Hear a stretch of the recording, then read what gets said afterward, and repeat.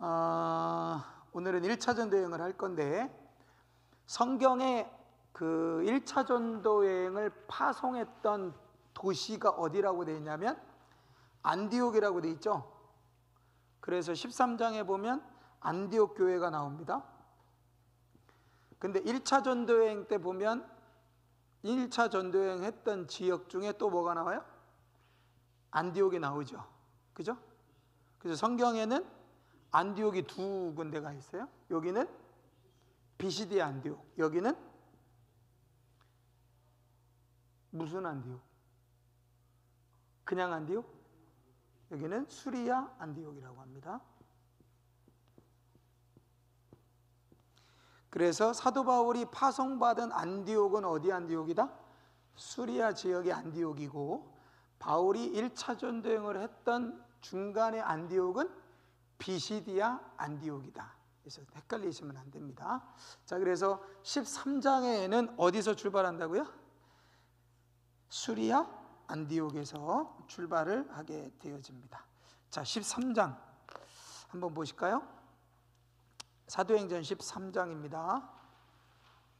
안디옥 교회에 선지자들과 교사들이 있으니 곧 바나바와 니게르라 하는 시므온과 구레네 사람 루기오와 분봉왕 헤롯의 젖동생 마나인과 및 사울이라 라고 되어 있습니다. 자, 안디옥 교회에 크게 두 종류의 사역자가 있었다 그러죠. 누구와 누가 있었습니까? 첫째는 누가 있었다? 선지자와 교사가 있었다. 멤버는 누가 있었는데 굉장히 다양해요. 왜 다양한 사람들이 모였을까요? 왜 다양한 사람들이 모였습니까? 12장이 무슨 내용이었죠? 12장이 야고보가 순교당하고 헤롯은 죽고 교회는 흩어졌어요. 예, 원래 교회가 12장까지는 어디 중심이었다고요? 예루살렘과 유대와 사마리아로 증거되어지는 교회의 확장을 보여줬는데, 야고보가 순교당하는 정도의 핍박이 오니까 성도들이 어떻게 해요? 흩어지는 거예요. 흩어지는데 많은 사람들이 어디로 갔다? 안디옥으로 갔다. 북쪽으로 올라간 거예요. 북쪽으로 올라가서 안디옥에서 모여가지고 거기서 하나의 교회를 이루는데, 거기서 신앙생활을 할 때 하나 특징적인 일이 있는데, 여기에 있는 사람들을 뭐라고 부르기 시작했어요? 사람들이 뭐라고 부르기 시작했다? 그들을 뭐라고 부르기 시작했죠? 그리스도인이라 부르기 시작합니다. 그래서 비시디아 안디옥, 수리아 안디옥에서요, 여기 있는 신앙생활을 하는 사람들이 모여서 신앙생활을 하는데 그들을 그리스도인이라고 부르기 시작하는 일들이 일어나기 시작합니다.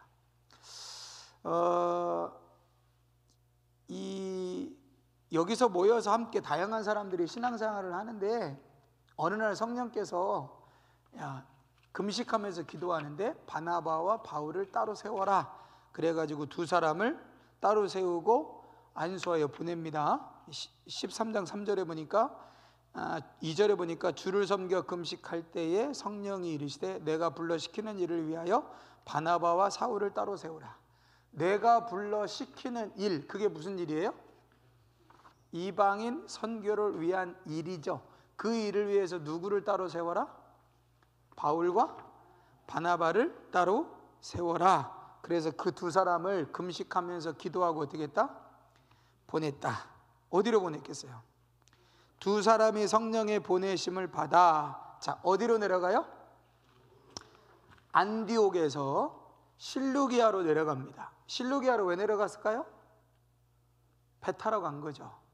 네, 그죠? 실루기아에서 배를 타고 어디로 갑니까? 구브로로 갑니다.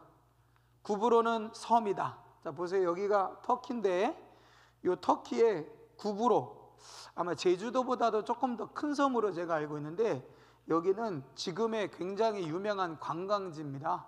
사이프러스 섬이라고요. 여러분들이 인터넷에 검색을 해보시면 사이프러스 혹은 사이프러스 섬 한번 검색을 해보시면 이 구브로, 키브루스 혹은 사이프러스라고 하는 섬인데 이 구브로라고 하는 섬으로 갑니다. 근데 구브로라고 하는 섬은 누구랑 관련되어 있죠?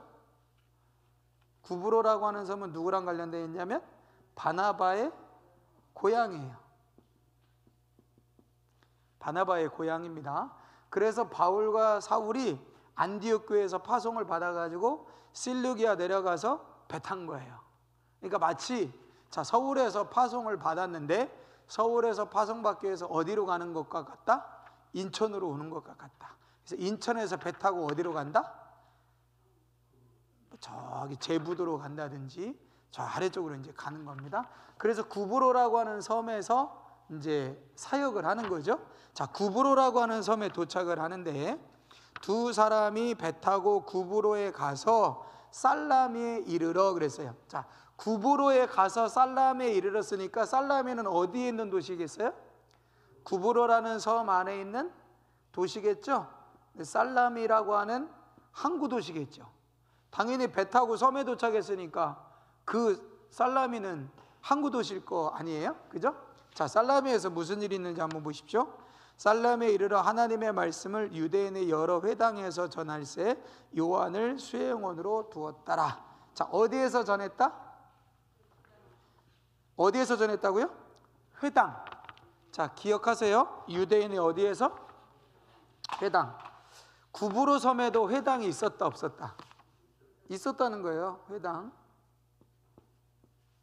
자, 회당은 뭐가 회당이라고 그랬어요? 회당은 다시 보면 예전에 처음에 뭐가 생겼어요? 모세의 장막이 먼저 지어졌죠. 그 다음에 이주가 끝나고 예루살렘에 정착한 다음에 다윗이 뭐예요? 성전을 지으려고 해서 뭐가 돼요? 다윗의 장막이 되죠. 그랬다가 그 아들이 뭘 지어요? 성전을 지어가지고 솔로몬 성전이 됩니다. 솔로몬 성전이 지어졌을 때 성막은 어디 있어요? 기브온에 있겠죠. 기브온 성막은 이렇게 있겠죠. 자, 그리고 난 다음에 솔로몬 성전이 무너지고 나서 어떻게 돼요? 다윗이 남유다가 멸망한 다음에 솔로몬 성전이 무너지죠. 586년에 다윗이 망하면서 무너지죠. 그래서 다시 포로로 잡혀갔던 사람들이 70년 만에 돌아와서 지은 성전을 무슨 성전이라고 하냐면 수룹바벨 성전이다. 수룹바벨 성전에 관한 이야기가 어디 나오냐면 에스라, 느헤미야, 학개, 스가랴 요 선지자 때 얘기가 나와요. 수룹바벨 성전이 나중에 뭐가 돼요? 이게 증축이 되면서 예수님 당시에 헤롯 성전이 되는 거죠. 그리고 나서 헤롯 성전이 언제 무너져요? AD 70년에 헤롯 성전이 무너집니다. 자, 그러면 요 솔로몬 성전이 무너지고 난 다음에 수룹바벨 성전이 지어지고 나서 돌아왔을 때 이 솔로몬 성전이 무너졌을 때 많은 유대인들이 흩어졌잖아요. 막 여기저기로 막 흩어졌을 때 그 사람들이 성전에 못 가니까 자기가 살던 곳에서 자기들이 모여서 기도하고 율법을 읽기 위해서 만든 장소가 뭐예요? 그게 회당이죠. 그래서 유대인들은 이런 법칙을 정합니다. 야, 우리 성인 10명 이상이 있으면 그 지역에서 회당을 짓자. 이렇게 나름대로 법칙을 세우는 거예요. 그래서 거의 뭐 특별한 예외가 없으면 성인 10명 이상 되면요, 유대인들은 그 지역에 가서 가장 먼저 뭐부터 짓는다? 회당부터 짓는다. 그러면 회당에 관한 언급이 있다면 그 지역은 유대인들이 사는 곳이다, 아니다? 사는 곳이다. 회당에 대한 언급이 없다면 둘 중에 하나예요. 유대인들이 많이 살지 않거나 혹은 많이 살면서도 어떤 이유로 회당을 짓지 못하거나 둘 중에 하나라는 거예요. 자, 그런데 구브로 섬에서 회당에 가서 복음을 전했으니까 구브로에는 유대인이 많이 살았을까요? 안 살았을까요? 많이 살았겠죠. 작은 섬인데도 불구하고 유대인들이 이 구브로 섬에서 살았다는 겁니다. 자, 그래서 살람이라고 하는 곳에 도착을 했는데 누가 수행원으로 있었다고요? 요한이라는 사람이 수행원으로 있었다. 자, 4절 6절 온 섬 가운데로 지나서 바보에 이르렀다. 도시 이름이 뭐다? 바보다. 바보들만 모여 사는 도시인가 봐요. 자, 살라미에서 온 섬을 지나서 바보에 이르렀으니까 살라미가 동쪽이라면 바보는 북쪽이겠어요? 서쪽이겠어요? 남쪽이겠어요? 서쪽 끝일 가능성이 있죠. 그래서 살라미에 도착해서 육지로 이동을 해서 어디에 이르렀다? 바보라는 곳에 이르렀다. 그래서 바보에 도착을 했습니다. 바보에 도착했는데 거기에서 누구를 만나요? 바예수라 하는 유대인 거짓 선지자 마술사를 만나니 그가 총독 서기오 바울과 함께 있으니 서기오 바울은 지혜 있는 사람이라. 서기오 바울은 바울이 아닙니다. 그 구브로 섬의 행정관 지도자예요. 그 사람이 누구를 옆에 두고 있다? 선지자인, 유대인 선지자인 바예수라는 사람을 두고 있는데 이 사람은 거짓 선지자다. 그래서 바울이 그 서기오 바울한테 하나님의 말씀을 전합니다. 하나님의 말씀을 전해요. 그랬더니 바수라는 엘루마가 대적을 해가지고 총독으로 하여금 바울이 전하는 복음을 듣지 못하게 하죠. 그래서 바울이 성령 충만해가지고 그의 악을 드러냅니다. 드러내가지고 거기서 서기오 바울 총독이 예수를 영접하게 되어집니다. 자, 그런 일이 있었다 하고 간단하게 이제 언급을 하는 거죠. 그 다음에 13절 보십시오. 바울과 및 동행하는 사람들이 누굽니까? 바울과 및 동행하는 사람들이 누구예요? 첫 번째 바울이 있습니다. 동행하는 사람 누구죠? 바나바가 있죠. 바나바가 있고 또 누가 있습니까? 마가라 하는 요한이 수행원으로 갔다 이렇게 돼 있잖아요. 자, 그래서 이 사람들이 어디로 가냐면 바보에서 배 타고 어디로 가요? 자, 여기 바보에서 이제 배 타는 겁니다. 바보에서 배 타가지고 어디로 가냐면 육지로 가는 거예요. 육지로 갔는데 이 지역이 어디 지역이다? 밤빌리아에 있는, 자, 그러니까 밤빌리아 지역의 어떤 도시? 아탈리아라고 하는 도시에 이르렀다. 예를 들어서 충청도 지역의 공주에 이르렀다 이렇게 말하듯이 밤빌리아 지역의 아탈리아라는 도시에 이르렀다. 그럼 아탈리아도 역시 무슨 도시다?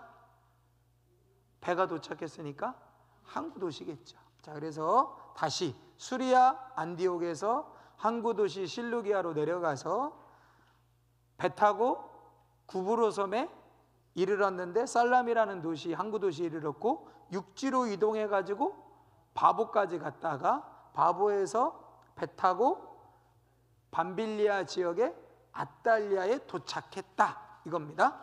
자, 아탈리아에 도착을 했어요. 아탈리아의 밤빌리아에 있는 버가, 바보에서 배 타고 밤빌리아에 있는 버가에 이르니 요한은 그들에게서 떠나 예루살렘으로 돌아가도 그들은 버가에서 더 나아가 비시디 안디옥. 자, 여기 버가예요.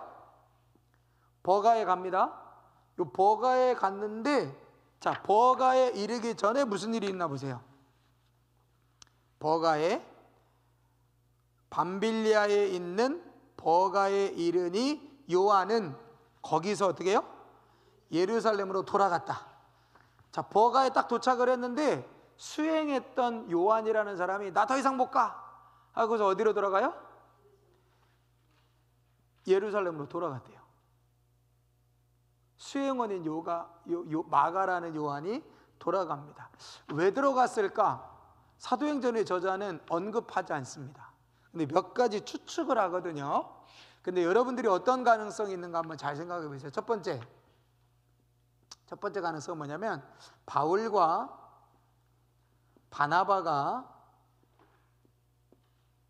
의견 충돌이 있었다. 그래서 어쨌든 마가는 누구의 편이었을 거예요? 누구 편이었을까요? 바나바 편이었겠죠. 왜? 바나바의 생질이잖아요. 조카잖아요. 그러니까 요한은 사실 누구를 수행하는 거냐면 바나바를 수행하는 거에 더 큰 의미가 있었는데, 요 구브로 섬을 전도하고 나서 아마도 바나바는 이 지역에서 더 전도를 하고 싶었을 것이다. 근데 바울은 어떻게 해요? 빨리빨리 가자는 거예요. 여러분, 여행을 가시다 보면 여기서 조금 더 있다 가자 이런 사람이 있고, 별거 없네, 빨리 가자 이런 사람이 있죠. 그죠? 근데 여기 별 볼 일 없다, 빨리 가자는 사람은 뭐예요? 여기 왔던 적이 있거나, 그죠? 한번 와서 대략 한번 봤거나, 아니면 자기가 좋아하는 게 별로 없거나, 그런 분들은 딱 도착하면 어떻게 해? 빨리 여기 저기 좋은 거 있대, 거기 가보고 가자. 별거 아니야, 가 빨리. 다음 이렇게 하죠. 근데 안 와본 사람은 어때요? 빨리 보고 가야지, 여기까지 왔는데 언제 또 와, 보고 가야지. 그러면 됐어, 빨리 가. 그러면 그분은 거의 왔다 갔을 확률이 커요. 그래서 어쨌든 이 바나바는 더 좀 있었고 싶었던 것 같아요. 왜 그런 추측을 할 수 있을까요? 나중에 2차 전도행 때 나오지만 1차 전도행 끝나고 2차 전도행을 가려고 할 때 요 마가라는 요한, 도중에 하차한 마가라는 요한을 데리고 갈 거냐 말 거냐 때문에 바울과 바나바가 서로 싸우죠. 그래서 의견 조율이 안 돼요. 그래서 바울은 데리고 가지 말자, 바나바는 데리고 가자. 그래가지고 바나바가 마가를 데리고 어디로 가냐면 구브로로 가요. 자기 고향 구브로로 간다고요.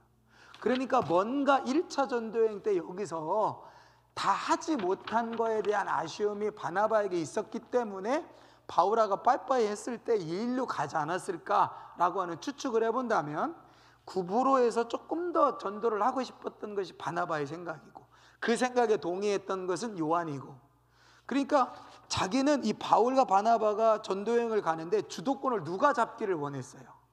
바나바가 주도권을 쥐고 전도여행을 가기를 원했는데, 실제적으로 누가 주도권을 쥔 거예요? 바울이 전도여행의 주도권을 쥔 거예요. 그거에 대한 섭섭함과 서운함을 표출해서 돌아갔다, 이런 설이 하나 있습니다. 두 번째는, 이 사람은 좀 약한 사람이다. 그래서 사실은 여기 이렇게 지도에는 안 나왔는데요, 이 아래쪽에 보면 큰 산맥이 하나가 지나갑니다. 큰 산맥이 하나가 지나가는데, 이 보가를 넘어서 이 비시디 안디옥으로 넘어가려면 큰 산 하나를 넘어야 돼요. 여기까지 배 타고 이렇게 참 고생해서 왔는데, 앞으로 산을 넘어서 물 건너 바다 건너 셔셔셔 해서 가려니까 엄두가 안 나는 거예요. 그래서 이쯤에서 포기하자 하고 요한은 돌아갔을 가능성이 있다. 근데 이 두 가지가 서로 연결된 걸 수도 있어요. 봐봐, 이렇게 뭐하러 여기 와서 고생해, 그냥 여기 하고 나서 돌아가야지 하는 생각과 맞물려서 그럴 수도 있습니다. 그 외에 세 번째, 네 번째 여러 가지 이유들이 있는데, 대표적으로는 이 둘 중에 하나일 것이다 라고 하는데, 저는 개인적으로는 이 지형, 위험한 것에 대해서 좀 이렇게 겁을 내는, 도전 정신이 좀 부족한 사람이지 않았나. 어쨌든 여기서 돌아가요. 수행했던 요한은 없어지고, 이제 그 다음에 누가 남겠어요? 바울과 바나바가 전도여행을 이제 하게 되는 거죠. 자, 그래서 버가에서 나아가서 어디로 가느냐? 비시디아 안디옥으로 갑니다. 자, 요 비시디아 안디옥은 수리아 안디옥과는 다른 안디옥이다 보시면 돼요. 자, 비시디아 안디옥에 도착을 했는데, 자, 여기서도 보시면 비시디아 안디옥에 이르러 언제? 안식일에 어디에 들어가서? 회당에 들어가서. 여기서도 뭐가 언급이 되어 있냐면 회당이 언급이 되어 있습니다. 그러니까 지금 바울은 1차 전도행 가는 곳마다 어디를 먼저 찾아가고 있다? 회당을 찾아가고 있다. 자, 회당에 가서 율법과 선지자의 글을 읽은 후에 회당장들이 사람을 보내어 물어 이르되 형제들아 만일 백성을 권할 말이 있거든 말하라. 자, 비시디아 안디옥에 있는 유대인들의 회당에서 손님으로 온 거예요. 바울과 바나바가 유대인으로서 손님으로 온 겁니다. 그러니까 안식일에 회당 예배에 그 지역에서 예배 드리는 사람하고 참여를 했겠죠. 그러니까 자기들끼리 예배를 다 드리고 멀리서 유대인이 이제 여행으로 온 사람이니까 혹시 당신들 할 말 있으면 해라 하고서 말할 기회를 주는 거예요. 그래서 이때 바울이 설교를 합니다. 일종의 그 설교를 한 내용이 16절부터 쭉 나와가지고 언제까지?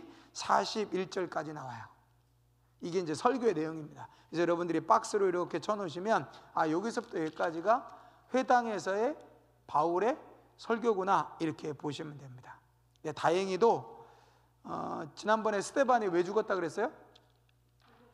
설교가 길어서 죽었다 그랬잖아요. 7장 전체가 다 설교라. 근데 스데반 설교보다 좀 짧긴 한데 그래도 길어요. 다행히 죽지는 않았어요. 그래서 설교가 끝난 다음에 자 42절 보십시오. 그들이 나갈새 사람들이 청하되 다음 안식일에도 이 말씀을 해라. 다음 안식일에도 이 말씀을 해라. 오늘은 시간 다 됐으니까 다음 안식일이 되면 또 이 말을 해줘라 하고 요청을 하게 됩니다. 회당의 모임이 끝난 후에 유대인과 유대교에 입교한 경건한 사람들이 많이 바울과 바나바를 따르니 두 사도가 더불어 말하고 항상 하나님의 은혜 가운데 있으라 권하였다. 자, 여기 궁금하지 않으세요? 회당의 모임이 끝난 후에 유대인과 유대교에 입교한 경건한 사람들. 유대인은 누구고 유대교에 입교한 경건한 사람들은 누굽니까? 유대인은 한마디로 누구예요? 아브라함의 후손이고 이스라엘의 12지파의 후손들, 유대인이겠죠. 그러면 유대교에 입교한 경건한 사람들은 유대인이라는 거예요? 아니라는 거예요? 아니죠. 민족으로는 이방인임에도 불구하고 뭐 한 거예요? 유대교에 입교한 사람들입니다. 그러니까 민족적으로는 유대인은 아니지만 종교적으로는 어떻게? 유대교에 들어와 있는 사람들. 그러니까 그 사람들은 이방인이지만 오랫동안 회당에 들어와서 그냥 그 유대교 종교의 율법에 익숙해져 있는 사람들을 이야기하는 겁니다. 그러니까 어떤 의미에서는 지금 이 사람들은 이방인이죠. 그러니까 바울이 전한 복음에 유대인도 또 이방인도 같이 듣고 싶어 하는 거예요. 자, 그래서 그 다음 안식일에는 온 시민이 거의 다 하나님의 말씀을 듣고자 하여 모이니 유대인들이 그 무리를 보고 시기가 가득하여 바울이 말한 것을 반박하고 비방합니다. 자, 이제 싸움이 나는 거예요. 첫 번째 안식일에는 회당에서 바울이 설교하니까 유대인들도 은혜 받고 이방인인데 유대교에 입교한 사람도 은혜 받았어요. 그러니까 야, 너무 좋다. 다음 안식일에도 또 좀 전해줘라. 그리고 나서 일주일이 지나니까요, 일주일 동안 유대교와 유대 민족이 아닌데 유대교에 입교한 사람들이 그 일주일 동안도 바울에게 더 말씀해 주세요 하고 하는 거예요. 그러니까 이 사람들이 그걸 듣고 야, 이건 우리만 들으면 안 되겠다. 이 비시디아 안디옥 시민들 다 모여놓고 이건 들어야 되겠다 해서 일종의 시민 집회가 열리는 겁니다. 근데 어쨌든 거기에서 종교적인 주도권은 누가 가지고 있어야 돼요?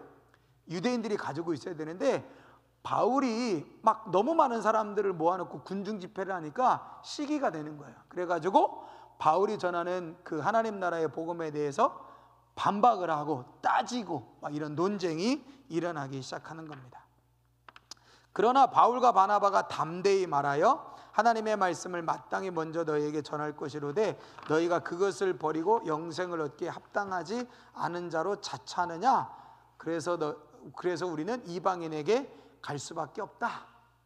그래서 우리가 자꾸 이방인으로 갈 수밖에 없는 이유가 뭐냐면 너희들이 이렇게 받아들이지 않기 때문이다 하면서 이방인에게 가야 된다 말합니다. 그러니까 그 유대인들의 박해에 대해서 오히려 막 도전적으로 니네들이 이러니까 이방인에게 복음이 넘어가는 거지 하고서 막 따지니까 유대인들은 들을수록 어때요?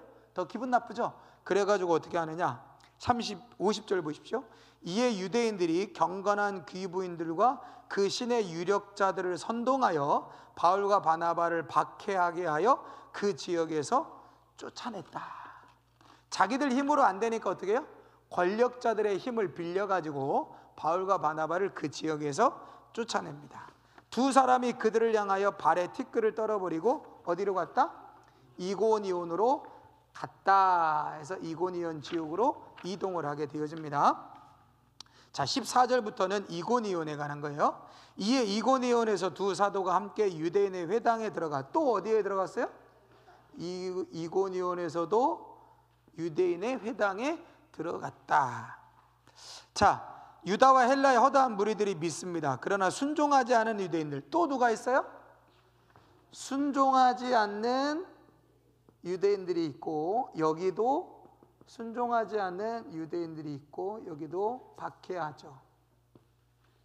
자, 그들이 어떻게 하나 보십시오.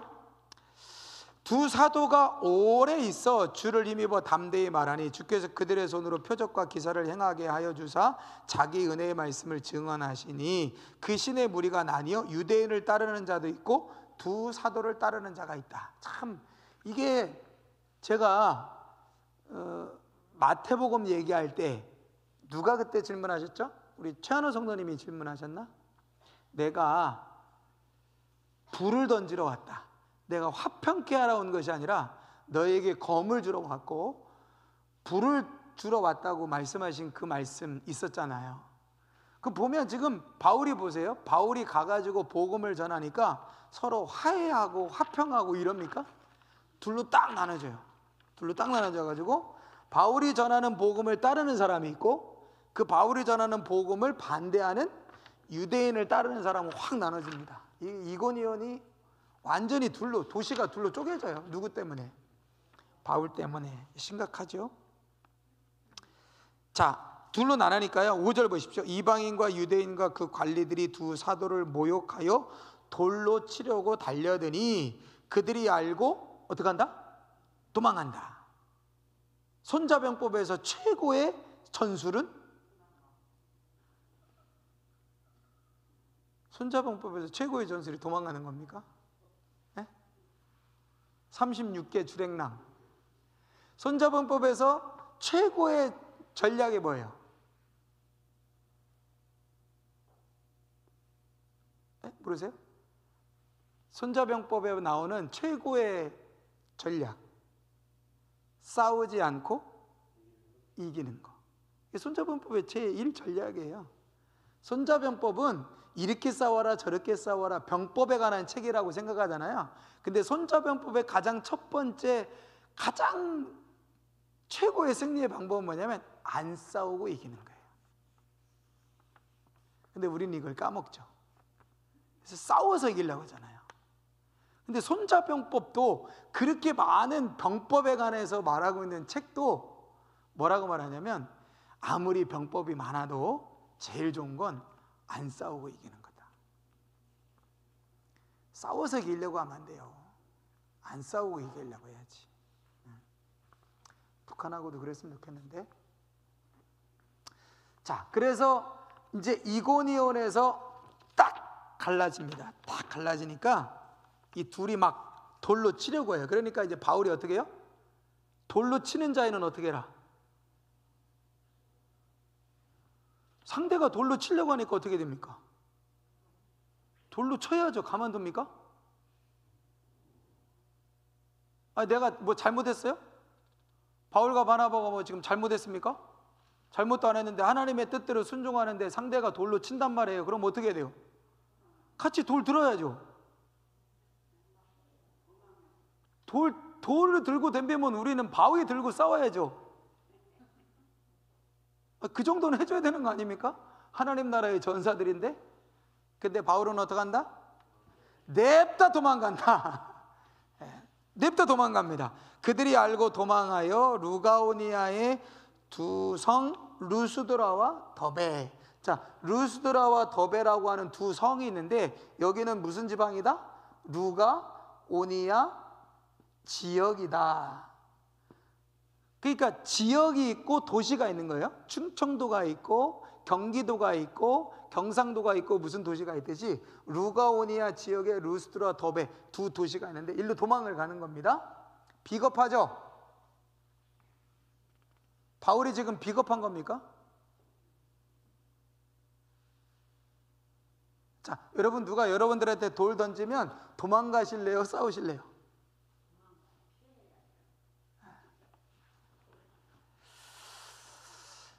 싸우지 않고 이기는 것이 첫 번째 이기는 거기 때문에. 그러니까 어떤 분들은 이런 질문을 종종 해요. 아, 바울이 왜 도망갑니까? 죽기를 각오하고 죽으면 죽으리라 끝까지 복음 전하다가 죽으면 순교지 그랬어야지 그 도망을 갑니까? 바울이 말이야? 이렇게 또 질문하시는 분도 있는데 어쨌든 루스드라로 도망을 갑니다. 자, 도망가가지고 자, 루스드라에서 누구를 만나요? 루스드라에서 발을 쓰지 못하는 한 사람이 앉아 있는데 나면서 걷지 못하게 된 사람을 그가 이제 고쳐줍니다. 일어나 걸어라 하고 이제 고쳐줘요. 자, 보세요. 루스드라에서 한 번도 걷지 못했던 사람을 딱 고쳐요. 이거 누가 한 거예요? 날 때부터 걷지 못했던 사람을 일으킨 사람 누굽니까? 베드로죠. 근데 베드로만 했습니까? 누구죠? 예수님. 자, 예수님은 어떤 이와하고 비슷한 예수님의 기적은 요한복음 5장에 38년 된 병자. 그 사람은 어때요? 걷지를 못했어요. 그래서 물이 동하면 가장 먼저 들어가면 고침을 받는다는 기적만 바라보고 연못에서 그냥 주저앉아 있는 거예요. 예수님이 그를 찾아가서 내 자리를 들고 일어나 걸어가라. 걸어가잖아요. 일어나게 하는 기적을 예수님이 행하셨는데 그 기적을 누가 행하고? 베드로가 행하고 베드로가 했던 기적을 또 누가 행하고? 바울이 행하고 있다는 거예요. 그러면 이거는 무슨 얘기다? 예수님하고 베드로하고 같은 급이고 베드로하고 바울도 같은 급이다 라는 걸 이야기하는 거죠. 무슨 얘기입니까 그럼? 그러니까 탁 생각해 보세요. 야, 도망가? 비겁하게? 돌로 죽이겠다고 도망가? 마저 죽는 한이 있어도 거기 있어야지 왜 도망가? 비겁해? 이렇게 생각할 수 있는 독자들에게 곧바로 도망간 다음에 무슨 일이 일어나요? 한 번도 걷지 못한 사람을 걷게 해요. 근데 그게 누가 했던 일인가 보니까 사도행전 3장에 베드로가 했던 일이에요. 근데 그걸 또 누가 했는가 보니까 예수님이 했던 일이에요. 그러면 지금 바울이 이고니온에서 돌로 치려고 했던 유대인을 도망하여 루스드라로 도망간 것은 도망이다 인도함을 받은 거다. 그 얘기를 간접적으로 하고 있는 거예요. 지금 돌로 쳐서 도망했다라고 말했지만 사실은 도망한 그곳에서 어떤 일을 하느냐? 베드로가 했고 예수님이 했던 일을 바울이 하는 거예요. 그 바울이 한 겁니까? 베드로가 한 게 아니죠. 예수님이 하나님의 영에 의하여 날 때부터 38년 된 병자를 일으켰던 것처럼 베드로도 성령의 능력으로 일으켰던 것처럼 바울도 성령의 능력으로 지금 일으키는 거잖아요. 그러면 루스드라에서 날 때부터 걷지 못하는 사람을 일으킨 기적의 역사는 바울이 한 게 아니라 성령이 행하셨다면 지금 이 여정에 누가 함께 하신다는 거예요? 성령이 함께 하시는 거다라는 것을 간접적으로 지금 보여주고 있는 거죠. 그러니까 도망갔지만 사실은 성령이 지금 그렇게 인도해 가고 계신다라고 하는 것을 보여줍니다. 자, 이랬더니 루스드라 사람이 어떻게 하는 거예요? 바울과 바나바를 막 추켜 세우는 겁니다. 그래서 뭐라고 추켜 세워요? 12절에 보니까 바나바는 제우스라고 하고 바울은 그 중에 말하는 자이므로 헤르메스라고 하더라. 자, 제우스 신이 누군지 아시죠? 제우스. 헬라, 그리스, 로마 신화에서 가장 대빵되는 신이 누구예요? 제우스죠. 그 다음에 헤르메스는 혹시 여러분 그리스 로마 신화에 나오는 신들 대략 아시죠? 뭐 포세이돈, 바다의 신, 큐피트, 사랑의 신, 비너스, 사랑의 여신 뭐 있잖아요. 혹시 바카스가 무슨 신인지 아세요? 바카스. 여러분들 자주 드시는 바카스. 네? 술의 신. 바쿠스라고 되어 있거든요. 여러분들이 자주 마시는 바카스 D, 바카스 플러스, 그 차이를 아십니까? 바카스 D와 바카스 뭐 틀리잖아요. 그게 하나는 약국에서 파는 거하고 마트에서 파는 거하고 차이라며요. 아, 바카스 좋아하시는 분 없구나. 그 바카스가 바쿠스라고 하는 그리스 로마 신화에 나오는 술의 신에서 나온 거예요. 바카스, 바쿠스. 많이 드지 마세요. 바카스. 좋을 것도 없어요. 그래서 루스드라에서 만진병이를 걷지 못한 사람을 보니까 사람들이 야, 저 사람 제우스다. 제우스가 인간이 돼서 왔다. 저 사람은 헤르메스다. 근데 이 헤르메스가 뭐 하는 사람이냐면, 뭐 하는 신이냐면 전달하는 사람이에요. 메신저 역할을 하는 사람. 그러니까 신들이, 여러 신들이 있는데 제우스가 헤르메스한테 시켜야 가서 이것 좀 가서 전해. 그러면 제우스의 그 말을 가지고 전달을 하는 그 신이 누구냐면 헤르메스거든요. 자, 그럼 보세요. 누가 제우스다? 바울이 아니에요. 바나바가 제우스고 바울이 헤르메스예요. 왜? 바나바는 옆에서 가만히 있어요. 옆에서 쪼짜쪼짜쪼짜쪼짜 하나님의 나라가 어떻고 예수가 어떻고 계속 말하는 사람은 누구예요? 바울이에요. 그러니까 뭣도 모르는 루스드라 사람은 가만히 폼 잡고 있는 바나바가 제우스 신이고 저 말 되게 많은 저 사람이 헤르메스 신이 임한 거구나 그러고서 막 제사 드리려고 하고 막 경배하는 거예요. 그러니까 누가 뜯어말려요? 바울이 뜯어말리는 거죠. 막 화를 냅니다. 왜 화를 냈다? 나한테 제우스라고 해야 되는데 바울한테 제우스라고 해서 화났다? 그게 아니라 예수가 고쳤는데 자기를 신격화하는 것에 대해서 화를 낸 겁니다. 사실은 이게 오늘날에 참 많은 특히 영적인 지도자, 모든 분야의 지도자들이 그렇지만 대표적으로 영적인 지도자들이 뭐 능력을 행하고 뭐 이런 걸 본받을 게 아니라 이 장면을 굉장히 본받아야 돼요. 날 때부터 걷지 못하는 사람을 일으켜 세워놓으니까 사람들이 막 추앙을 하잖아요. 바울과 바나바를. 당신이 신입니다. 당신 같은 사람들이 없습니까? 그 바울이 화를 내요. 뭐 화까지 냅니까? 적당히 그냥 아유 그랬죠? 저 좀 잘했죠? 이러고 하면 되는데 화를 냅니다. 어떻게 하나 보세요. 14절에 보니까 두 사도 바나바와 바울이 듣고 옷을 찢고 무리 가운데 뛰어들어가서 소리질러 이르되 여러분이요 어찌하여 이런 일을 하느냐 우리도 여러분과 같은 성정을 가진 사람이라 여러분에게 복음을 전하는 것은 이런 헛된 일을 버리고 천지와 바다와 그 가운데 만물을 지으시고 살아계신 하나님께 돌아오게 하려는 것이다. 그러면서 막 화를 내는 거예요. 두 가지 이유에서 화를 냅니다. 첫째 뭐예요? 자기를 우상화하는 것에 대해서 화가 나는 거예요. 두 번째, 그들이 하고 있는 건 실제적으로 우상 숭배이기 때문에 화가 난 겁니다. 근데 사실 오늘날 참 부끄럽고 안 된 일이지만 속히 영적 지도자라고 하는 그런 사람들이 얼마나 자기를 우상화하는 거에 대해서 용인하냐고요. 사람들이 막 추앙하고 막 당신 대단한 사람입니다. 막 이렇게 높이면 어깨 뽕 올라가가지고 그렇지.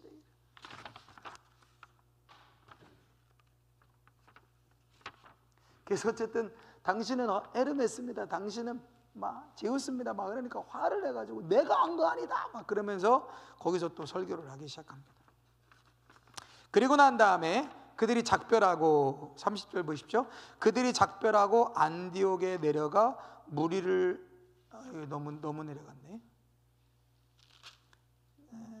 14장 19절 보십시오. 유대인들이 안디옥과 이고니온에서 와서 무리를 충동하니 그들이 돌로 바울을 쳐서 죽은 줄로 알고 시외로 끌어내려 치니라. 여러분 이거 잘 기억하세요? 자, 유대인들이 어디에서 왔어요? 비시디아 안디옥하고 이고니온에서 사람들이 어디로 쫓아와요? 루스드라까지 쫓아오는 거예요. 지금 바울은 어디에 있다? 루스드라에 있죠. 그런데 비시디아, 안디옥, 이고니온에서는 이미 바울이 갔다 온 거잖아요. 근데 여기 있었던 유대인들이 사람들 모아가지고 어디까지 쫓아오면 루스드라까지 쫓아와요. 그래가지고 바울에게 어떻게 합니까? 돌 던지는 거예요. 돌로 던질 때 바울이 도망했다, 못 도망했다? 도망을 못 갑니다. 그래서 그 돌을 다 맞아요. 돌 맞아가지고 쓰러집니다. 얼마나 많이 돌을 맞았으면 바울이 쓰러져요. 그래서 유대인들이 딱 보고 어떻게 해요? 죽었네, 갖다 버리자고. 그래가지고 이런 인간은 죽어 마땅해. 그래가지고 어떻게 해요? 성 밖에 갖다 버렸어요. 거의 반기절한 거예요. 죽은 거나 진배 없는 상태에 이르릅니다. 자, 제자들이 둘러섰을 때 바울이 일어나 그 성에 들어갔다가 이튿날 바나바와 함께 더베로 가서, 에이, 쇼했구나, 죽은 척했구나, 무서워서, 이렇게 생각하지 마시고, 돌로 친 유대인들이 죽었네 생각할 정도로 심각한 부상을 입은 거예요. 근데 제자들이 그 쓰러진 바울을 어떻게 해요?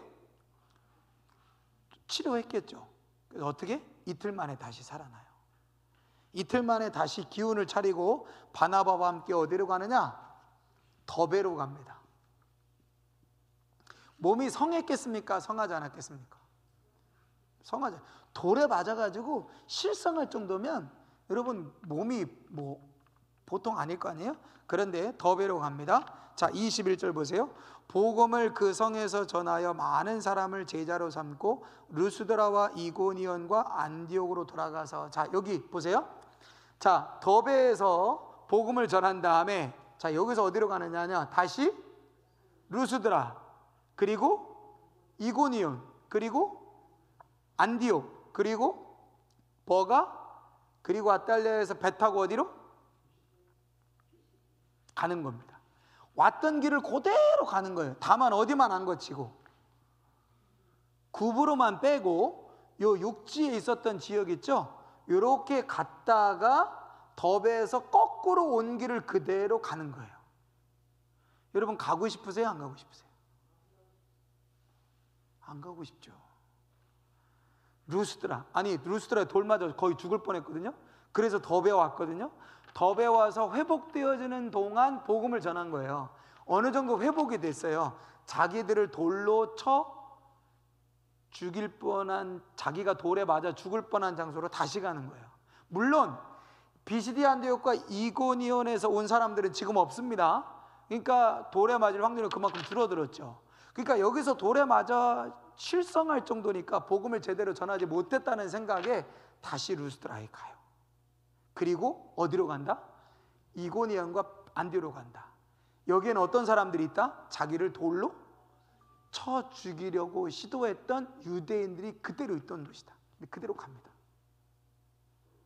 대단하죠?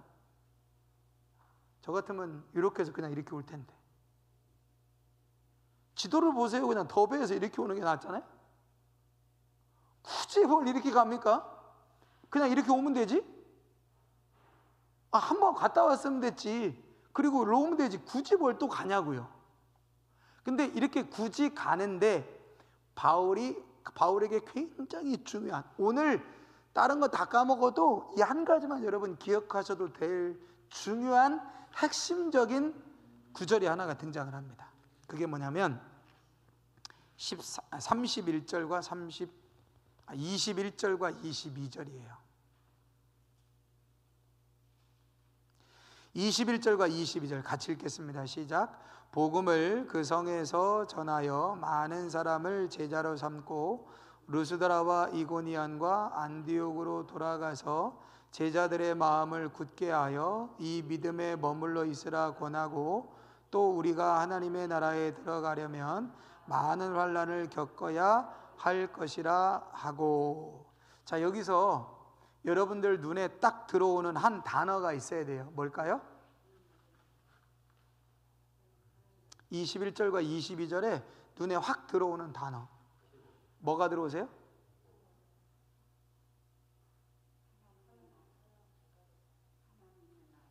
하나님의 나라, 환난, 제자라는 단어입니다.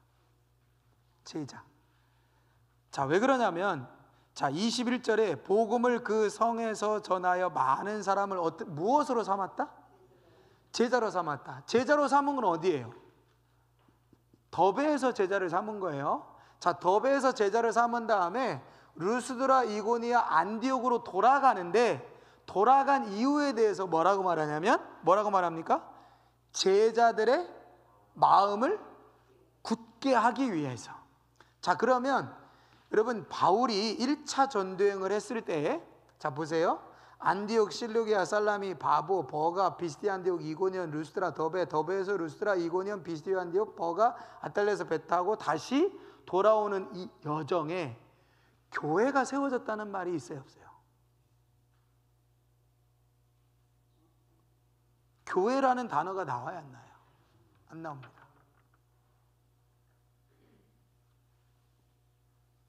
대부분 여러분 신약 성경에 나오는 대부분의 그 성경의 배경이 되어지는 교회들은 다 2차, 3차 전도 여행에 있었던 도시들이에요. 2차 전도 여행의 대표적인 도시가 어디죠? 빌립보. 빌립보에서 에베소, 고린도, 뭐 데살로니가 이런 데 가잖아요. 그 지역에 세워진 교회들을 통해서 나중에 데살로니가 교회, 에베소 교회, 빌립보 교회가 되잖아요. 그죠? 교회라고 하는 개념이 2차, 3차 전도여행에 더 확실해진다면 1차 전도여행 때는 물론 교회라고 하는 개념이 있지만 교회라고 하는 공동체가 세워지기 이전에 먼저 바울은 한 사람 한 사람을 뭐로 세웠냐면 제자로 세웠다는 거예요.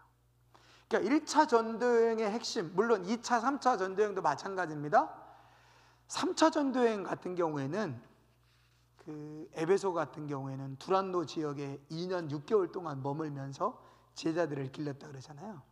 바울은 전도여행을 통해서 엄밀히 말하면 교회를 세운 게 아니에요. 누구를 세웠다? 제자를 세운 겁니다. 그리고 그 제자들에 의해서 뭐가 형성이 된 거예요?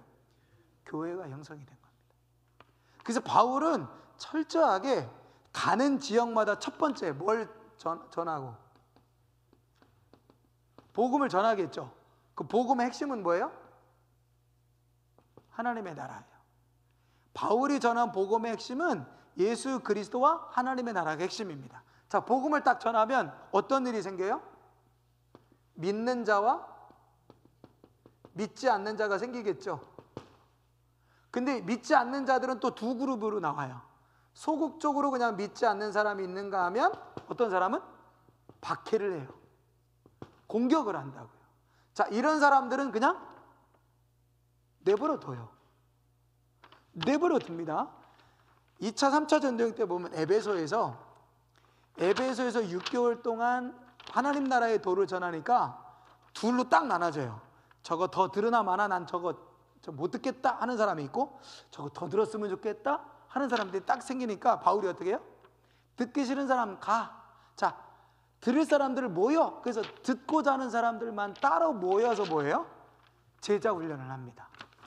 그러니까 바울은 철저하게 이 원칙에 의해서 움직인 거예요. 복음을 전한다. 그 복음을 믿는 자와 믿지 않는 자가 있다. 그럼 믿는 자들은 어떻게 해요? 믿는 자들은 제자로 삼는 겁니다. 제자로 삼는 거예요.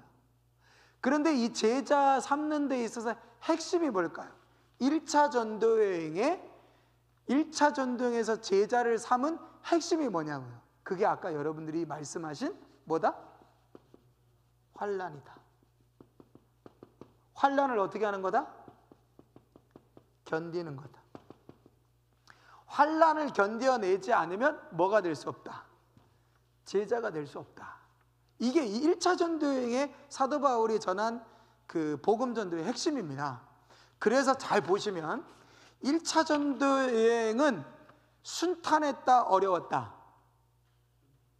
어려웠다.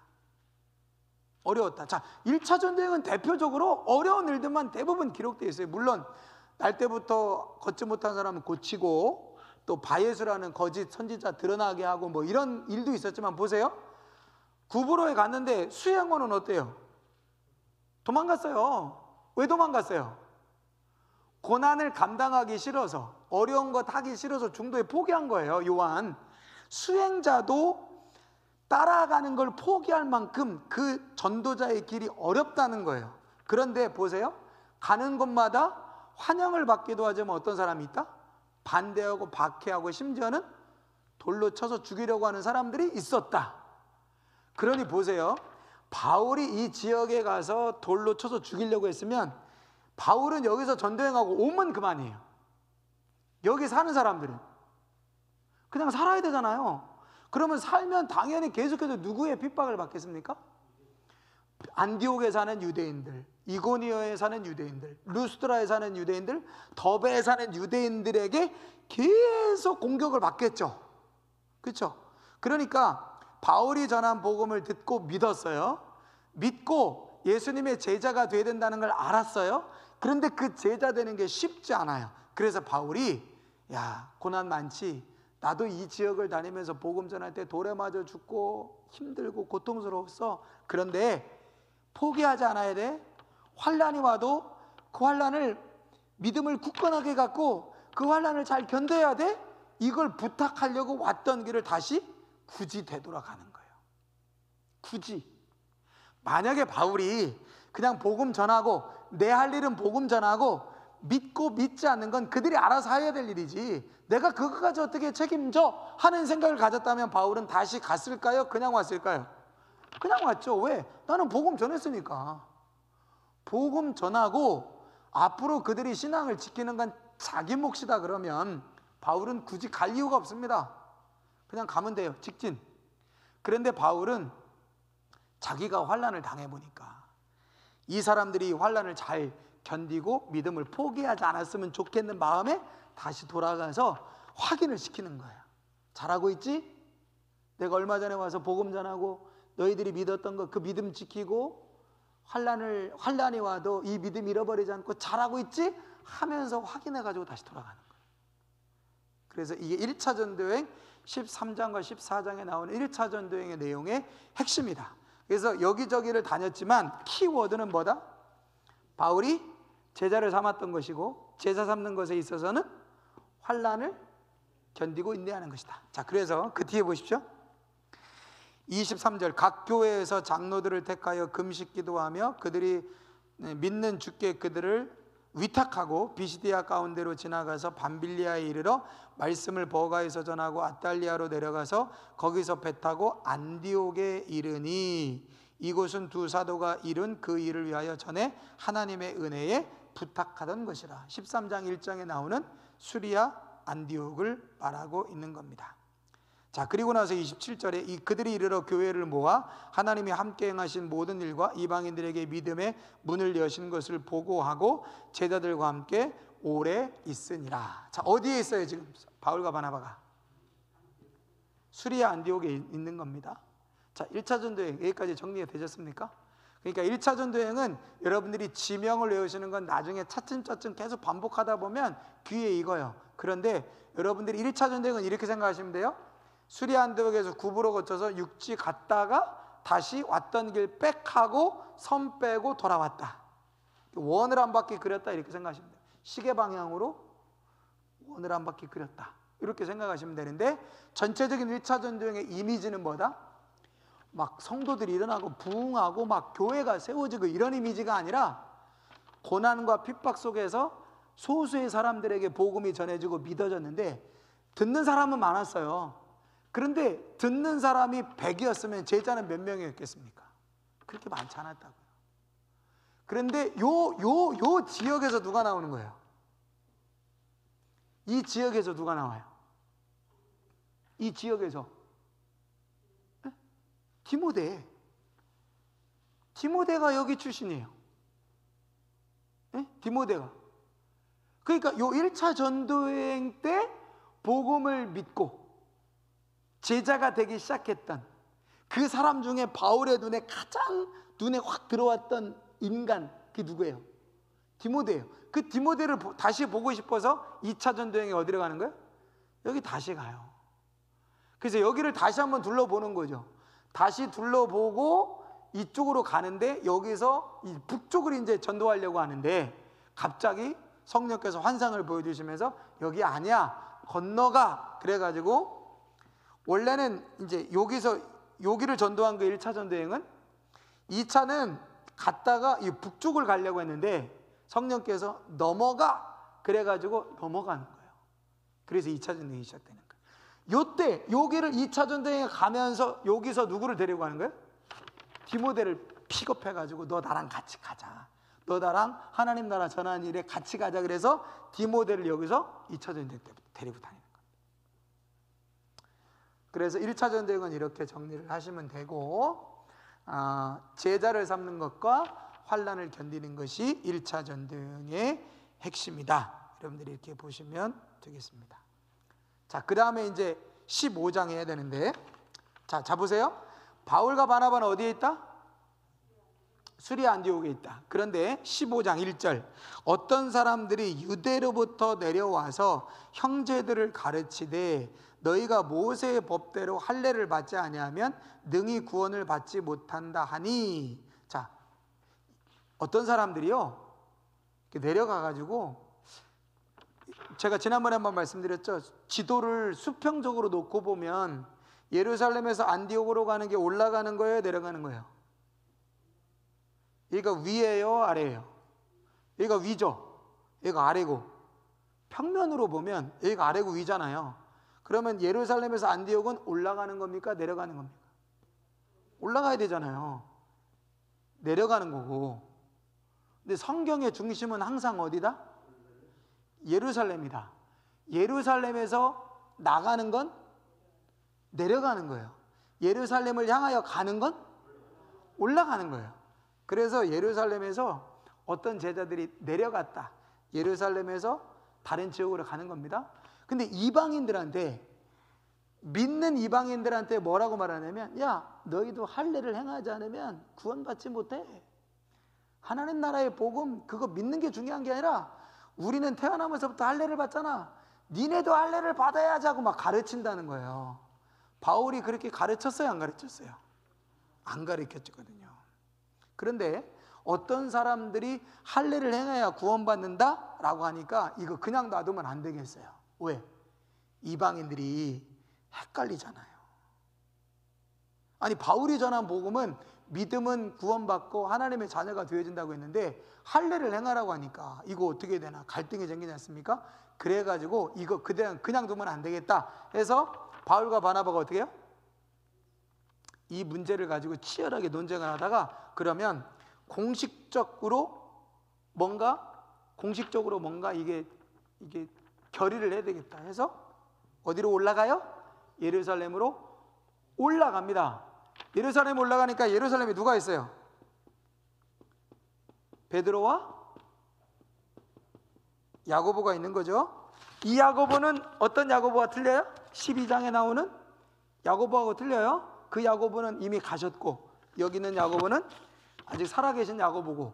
자, 그런데 베드로와 야고보가 바울과 바나바가 주장하는 이야기들을 다 듣습니다. 베드로가 그 얘기를 듣고 설명을 쫙 해요. 12제자들 앞에서 설명을 하겠죠. 자, 누구 편에서 설명을 할까요? 바울과 바나바 편에서 설명을 하겠죠. 왜? 무엇 때문에? 그렇죠. 고넬료를 만나서 고넬료에게 그 가족이 믿고 성령이 임하는 것을 경험했잖아요. 그리고 나서 돌아와가지고 예루살렘에 자기 제자들한테 어떻게 해요? 야, 이거 참 곤란하다. 이방인들도 성령 하나님이 그냥 막 성령 주시더라. 그랬는데 때마침 이런 이방인 선교가 시작이 되어졌는데 이방인들을 어떻게 이렇게 할 거냐라고 하는 일종의 신학적인 문제가 제기가 되니까 베드로가 자기 얘기를 하는 거예요. 내가 고넬료 집에 가서 성령이 임했다. 이방인들에게도 성령이 임하는 건 사실이다. 막 얘기를 하니까 그 얘기를 누가 들어요? 야고보가 가만히 듣고 있다가 그럼 이렇게 하자 하고서 결정을 내립니다. 그래서 뭐라고 결정하냐면 할례를 강조할 필요는 없다. 이방인들이 할례를 해야만 구원받는다? 이거는 그런 건 없다. 대신 이방인들에게 네 가지를 요구하자. 네 가지. 첫째 뭐예요? 첫째 뭐 하지 마라? 우상 제물에 더러운 것을 먹지 마라. 자, 두 번째, 음행 하지 마라. 세 번째, 목매어 죽은 짐승을 먹지 마라. 네 번째, 짐승의 피채 먹지 마라. 이 네 가지 규정을 딱 세웁니다. 그래가지고 이방인들 할례 꼭 받지 않아도 너희의 구원과는 상관없어. 이거를 뭐라고 말하냐면 1차 예루살렘 공의회라고 하는 겁니다. 1차 전도여행이 끝난 다음에 이방인들이 점점 예수님의 제자의 수가 늘어나니까, 이방인들의 수가, 그러니까 이방인들과 유대인들 사이에는 무슨 차이가 있어요? 믿음의 차이가 없고 아무것도 차이가 없어요. 그런데 유대인들은 여전히 뭘 지켜요? 할례를 행하고 율법을 지키고, 율법 중에 대표적으로 뭘 지켜요?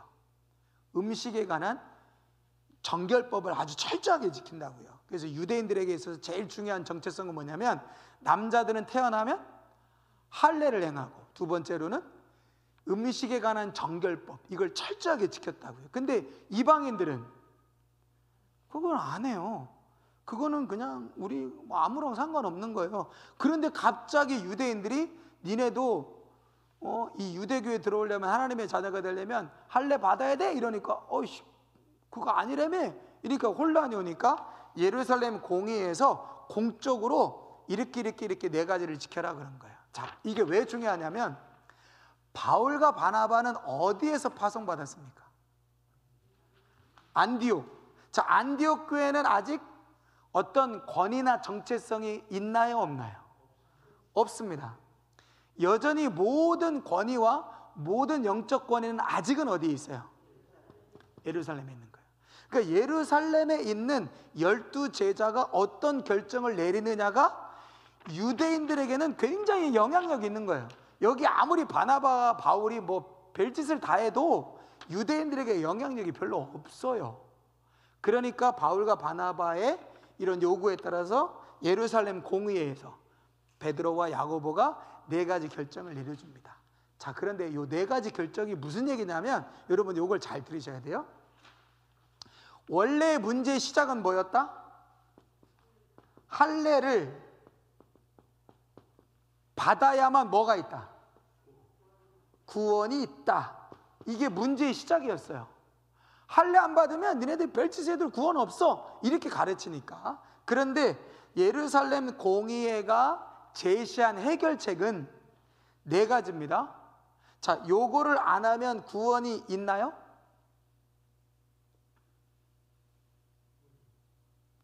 요거를 안 하면 구원이 있습니까? 요 네 가지 문제는 구원하고 상관이 있나요, 없나요? 없습니다.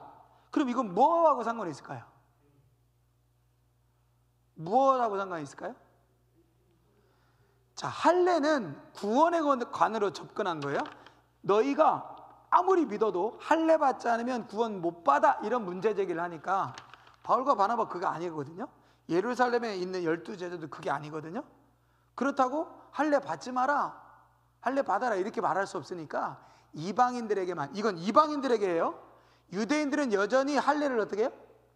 계속 행하는 겁니다. 예수 믿어도 할례를 계속 행하는 거예요. 오랫동안 지켜왔기 때문에 할례는 구원하고 상관이 없다, 이게 전제예요. 근데 이방인들한테 할례 안 받아도 돼, 이렇게 말하면 안 되니까 이 네 가지를 제시하는데, 이 네 가지는 구원의 방법이 아니라 성숙의 방법으로 제시를 하는 거예요. 그러니까 이방인 너희들 예수 믿고 예수를 믿는 믿음으로 구원받는 건 맞아, 다른 거 안 해도 돼. 그런데 너희들이 구원받고 끝나는 게 아니라 예수님의 제자가 되고 믿음이 성장하려면 최소한도 이거는 해야 돼. 그래가지고 네 가지를 지키라는 거예요. 자, 이방인, 당신이 예수 믿고 구원받았다면, 자, 구원받았어? 자, 이제는 요 네 가지 해라. 뭐냐? 우상 제물에게 드려진 뭐고? 그거 먹지 마. 두 번째, 자꾸 음행하지 마.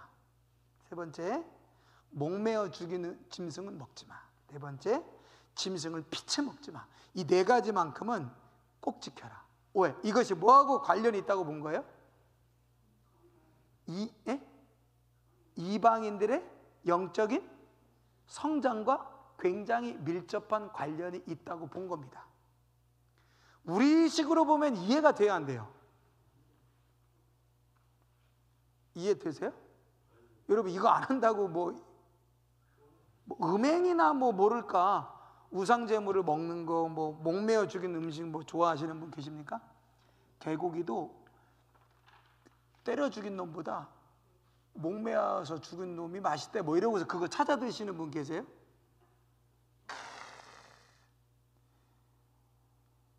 돼지고기는 피채 먹어야 돼. 그래서 그냥 완투 차차차 그리고 드세요? 소고기나 살짝 삐끼 있게 드시잖아요, 그죠? 어떤 분들은 소고기도 바짝 기우면 성경에 피채 먹지 말라는 거지. 선지 먹지 마. 선지 그 피덩어리인데 그걸 왜 먹어? 성경에 피 먹지 말라는 거지. 이거는 사실은 문화적인 거예요. 시대적이고 문화적인 거예요. 왜? 이 당시에 이방인의 문화를 대표적으로 보여주고 있는 거라고 보시면 돼요. 그러니까 이방인들은 우상 숭배하는 데 있어서 뭘 즐겨했다? 어쨌든 우상 제물을 드리잖아요. 우상에게 제물을 드리잖아요. 그리고 음행하는 것. 제가 늘 말씀드리지만 고린도, 에베소 뭐 이 당시 이 지중해와 흑해 여기가 이제 에게해라고 그러거든요. 에게해. 요 지중해 요 끝자락에 그리스 앞바다를 에게해 앞바다라고 그래요. 요 에게해 주변에 있었던 그리스, 불가리아, 이 터키 주변의 요 도시들은요. 굉장히 그 그리스 로마 신화의 영향을 많이 받아가지고, 그러니까 어떤 여기도 그랬잖아요. 우리 구약 살펴볼 때 팔레스타인 지역의 대표적인 우상이 뭐였다고 그랬어요? 바알과 아세라라 그랬잖아요. 그래서 바알과 아세라는 비의 신, 땅에 비를 주는 신이라고 했잖아요. 근데 땅에 비를 어떻게 내요? 바알이 남편이고 아세라가 부인인데 바알이 죽어요. 죽었다가 때가 되면 살아나요. 언제 살아난다고요? 땅에서 바알 신전 제사를 드릴 때 서로 제물을 드린 다음에 남녀 제사장들이 서로 막 공개적으로 성적인 행위를 하는 거예요. 그러면 자다가 막 낑낑대는 소리를 듣고 이 바울이 깨는 거죠. 그래서 뭐하냐 했더니 눈이 뒤집히는 거예요. 나도 저거 하고 싶다 그래가지고 어때요? 아세라 이리 와봐 그래가지고 아세라를 품에 안으면 그때 내리는 게 뭐예요? 비가 내리는 겁니다. 그러니까 건기가 끝나고 우기가 시작될 때 제사장들이 어떻게 하겠어요? 그냥 홀딱 벗고 막 바알 아세라 제사장이 막 뒤엉켜가지고 공개적으로 막 건기가 끝날 때쯤 되면 바알 신전 난리가 납니다. 그거 한번 여러분 생각해 보세요. 이스라엘 땅이 어땠는지. 그 시기만 되면 막 난리 부르스를 치는 겁니다. 그래야만 잠자던 바알이 깨나가지고 비를 내려준다고 믿는 거거든요. 이게 팔레스타인의 우상인데 그런 것과 비슷한 게 여기 다 있는 거예요. 그러니까 그 당시에 우상 숭배는 뭐하고 깊은 연관이 있다? 음행하는 것과 깊은 연관이 있다. 그러니까 이 우상 숭배 남자들이 좋아하겠죠. 1년 되면 언제를 기다려요? 1년? 건기 끝날 때를 기다리니까 빨리 건기 끝나라. 우기 시작할 때 와라. 그러면 어떠니까? 공개적으로 합법적으로 이거는 무슨 행위예요? 종교적 행위예요. 종교적 행위. 바알 신에게 제사를 드리는 종교적 행위. 그리고 누구를 위한? 나 좋으라고 하는 겁니까? 비가 와야 다 살잖아요. 다 살자고 하는 짓이에요. 그런데 실상은 뭐예요? 나의 쾌락을 채우기 위한 거죠. 그게 이 당시 우상의 문화였다. 지금은 막 그렇게 공개적으로 그렇지 않지만 2000년, 3000년 전에 그랬다고요. 그래서 우상제물, 음행, 목매어 죽이는 것, 피채 먹지 않는 것, 이거는 이제 구약에 뭐 피채 먹지 말아라 라고 하는 것과 좀 관련이 있는데 어쨌든 이 네 가지 규정은 이방인이 예수 믿고 구원받아 하나님의 자녀가 되었을 때 영적인 성장을 위해서 이런 건 해야 된다라고 하는 거죠. 굳이 오늘날에 2000년의 시간이 지난 오늘날에 우리 신앙생활에 좀 적용을 해본다면, 예를 들어서 예수 믿고 구원받아 술 먹으면